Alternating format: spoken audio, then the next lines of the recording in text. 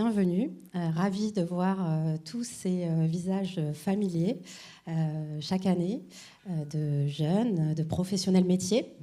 Il y a aussi des écoles qui sont venues de très loin, donc merci pour ce déplacement. Merci aussi aux fidèles qui viennent tous les ans, Coton, Estienne.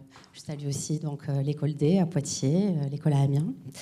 Merci aux professionnels, responsables pédagogiques qui incluent tous les ans ce colloque au sein de leur maquette pédagogique. C'est très important pour nous que vous participiez à faire vivre cet événement. Merci aussi à toutes les personnes qui sont en ligne. Je vous salue. Merci de pouvoir contribuer aussi à cet événement. Donc, pour ceux qui ne nous connaissent pas, le campus Fonderie de l'Image, on est une école de design graphique, création numérique et communication. On propose des enseignements du bac au bac plus 5. Et j'aurais tendance à dire que nous sommes une école qui incarne un héritage très fort en design graphique, une école contemporaine, lisible. Lisible, c'est important aujourd'hui, et c'est grâce notamment à des personnes comme Simon Renaud, qui permettent en fait de contribuer à cette lisibilité de cette scène contemporaine qui incarne cet héritage fort. Donc merci Simon, curateur de cet événement. Donc c'est avec grand plaisir que je vais te passer la main et lancer officiellement le colloque international de typographie numéro 12. Merci à tous, bons échanges. Merci Audrey. Bonjour à toutes et à tous. Je suis très heureux de vous accueillir pour cette 12e édition. Tout d'abord, je vais commencer par les crédits de la fin. Je tiens à remercier toute l'équipe de la communication du campus Fonderie de l'Image et particulièrement Audrey aussi pour sa participation. Alors, pour commencer, je vais vous faire une introduction en fait, de la thématique de cette année. Donc voilà, il y a à peu près 10-15 minutes à peu près d'introduction que j'ai prévue. C'est un texte que j'ai écrit, donc qui va être à la fois lu et parfois je vais essayer de moins lire aussi, mais voilà, c'est un peu plutôt de poser les grands concepts pour commencer. Donc je vous pose une introduction de cette année, donc on va dire, comme je le disais, par rapport à la question de renouveau des modèles de lettres. Donc nous aborderons les aspects en tension dans ces nouvelles formes telles que les relations entre expressivité et lisibilité, entre design et création artistique, justement ces tensions, entre un lire et voir un texte.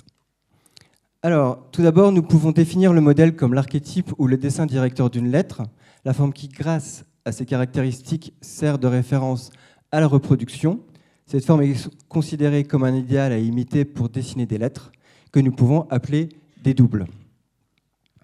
C'est à partir de cette référence, si nous la rencontrons régulièrement, qu'une lettre deviendra familière.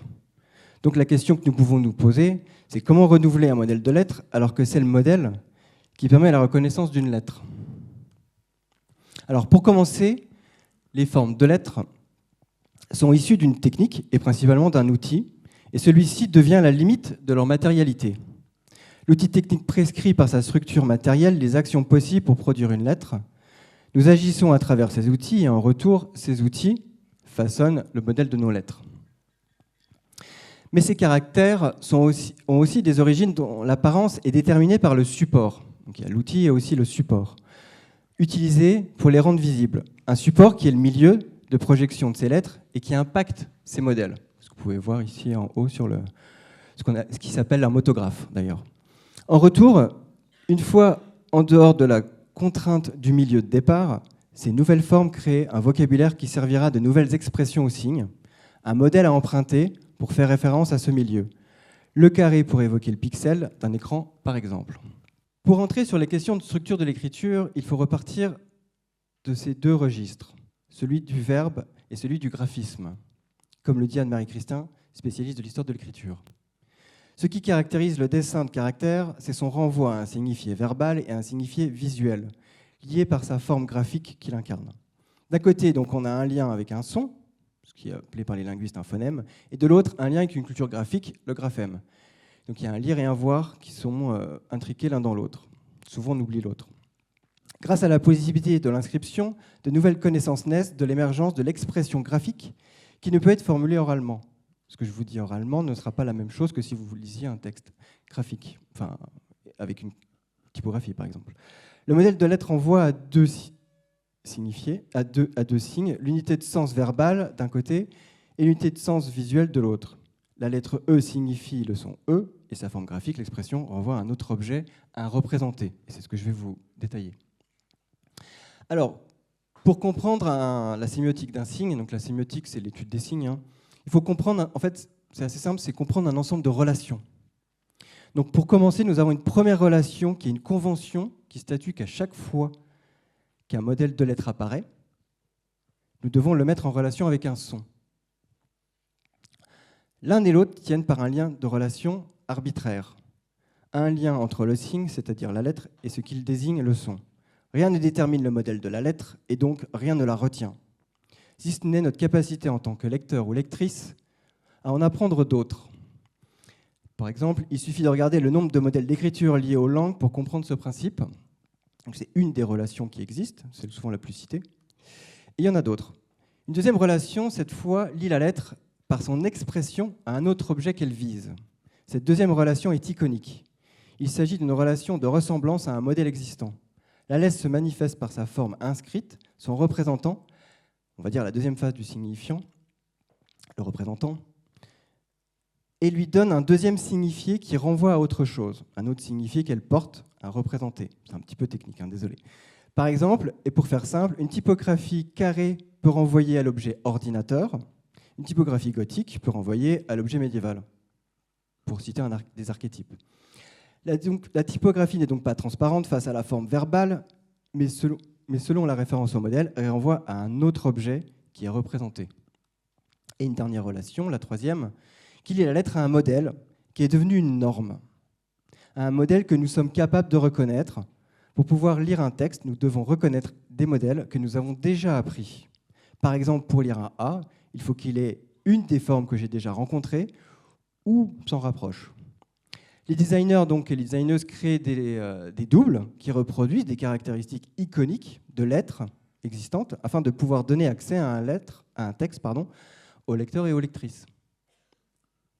Donc pour résumer, on a 3 modalités de relation et 3 manières d'aborder les choses. Donc soit la forme du mot s'estompe devant le sens, la signification désigne davantage le signifié que le mot écrit. C'est la raison pour laquelle on se souvient plus de la signification de ce qu'on a lu que comment on l'a lu. Quand on lit un roman, par exemple, on se souvient rarement de la typographie qui est dedans, sauf si on l'étudie ou si on travaille dans le type design, bien évidemment. La forme des lettres, deuxièmement, la forme des lettres renvoie à autre chose que ce qui est écrit, ce que je disais tout à l'heure, un représenté ou le représenté. La typographie devient le symbole de quelque chose. La typographie exprime plus que le sens verbal, comme l'exemple du pixel tout à l'heure et du carré. Et troisièmement, et c'est ce qu'on va voir aussi tout au long de la journée, j'imagine, le représentant, sa forme prime sur le signifié. Sa présence tient lieu et annule le signifié verbal. Et donc là, c'est le cas lorsqu'un texte devient illisible. Donc le représentant, en cas de texte illisible, montre un autre signifié, un représenté, qui prend le relais en fait sur cette forme verbale. Alors, je continue. En plus d'avoir une relation avec un signifié et un représenté, comme je disais tout à l'heure, une lettre se constitue parce qu'elle entretient des différences avec toutes les autres. La reconnaissance s'effectue par différenciation. Elles ne se définissent pas seulement positivement par leur contenu, mais aussi négativement par leur rapport avec les autres formes de lettres. La lettre E n'est ni un O ni un C. Pour le dire avec Ferdinand de Saussure, la relation entre 2 éléments de sens est déterminée par ce qu'ils ne sont pas, par rapport à l'autre. Chaque élément de sens n'est rien d'autre que ce que l'autre n'est pas. Confondre un modèle de lettres, c'est qu'il y a un peu de celui par quoi il a été confondu. Mais rappelons-nous, les lecteurs experts que nous sommes ne lisons pas lettre par lettre, sauf cas exceptionnel, par exemple si on lit des chiffres. Alors, pour ce qui est et pour terminer cette introduction, pour ce qui est de la question de comment fonctionne l'acte de lecture, celui-ci est multifactoriel. Il implique non seulement la reconnaissance visuelle, celui qu'on pense, mais aussi des processus cognitifs tels que l'inférence et la mémoire. Et cette notion de mémoire est assez importante. Nous savons qu'environ 20% est capté par les yeux et 80% est reconstitué par le cerveau. Nous avons donc une reconstruction active du cerveau pour la reconnaissance de formes comparé à une faible proportion d'entrées qui détermine cette même forme. Le cerveau agit donc comme un calculateur de probabilité sur des formes que nous regardons. C'est donc les statistiques qui dictent la lecture et qui déterminent le mot que nous lisons. Notre lecture mentale intervient de manière probabiliste pour organiser la lecture et permet une reconnaissance globale où la forme du mot prime sur l'unité discrète. L'ensemble des lettres est lu d'un seul bloc et la signification émerge par la forme globale. Le sens précède la lecture des lettres. Et pour le dire encore avec une autre personne, pour le dire avec Alberto Manguel, écrivain et critique littéraire, c'est le cerveau qui impose une organisation à l'écrit, c'est le cerveau du lecteur ou de la lectrice qui donne vie au texte et qui est son lexique mental. Un lecteur ou une lectrice experte est capable de reconnaître une grande quantité de formes, car plus il en a rencontré, mieux il pourra lire de textes avec des modèles variés. Et donc, pour traiter de cette thématique cette année, j'ai le plaisir d'accueillir donc, par ordre de passage Marie Lécrivain, Marie Chevalier, Charlotte Legensburg qui sera en ligne, Anne Dauphine Borion, Sébastien Haez, Benjamin Dumont et Benoît Baudouin. Et je vous remercie pour m'avoir écouté pour cette introduction. Et maintenant, je passe la parole à Marie Lécrivain.